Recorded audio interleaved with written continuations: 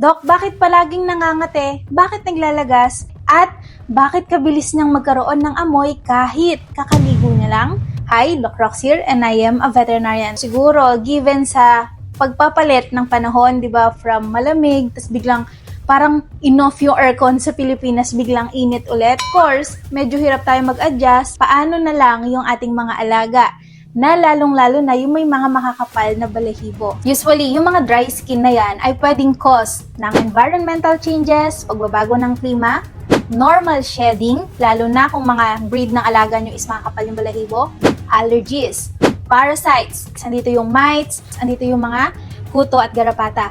At kung hindi kayo naglalaba or hindi nyo pinapalitan yung kanilang beddings at yung kanilang toys, yan ang pinaka-culprit kung bakit sila nagkakaroon ng pangangati at paglalagas ng kanilang balahibo or even worms. Pwede yan mag-cause ng pangangati sa inyong alaga, even liver and kidney problems. Kung sakali, ganyan din ang problema nyo, pwede nyo itry ang mga Madre de Cacao shampoo plus or bonus pa kung meron yung mix ng oatmeal. Aside na Madre de Cacao siya, alam natin yung benefits niya. Ang oatmeal, nakakatulong yan mabawasan yung irritation ng kanilang balat. Gentle para sa kanila.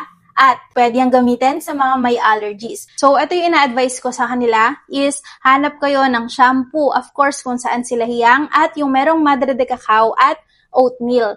Ayan, katulad na to, yung Royal Tales Essential Puppy Oatmeal. Puppy, pero pwedeng itong gamitin sa adult ha. Madre de Cacao siya, plus pa na merong aloe vera, neem extract, at oatmeal siya.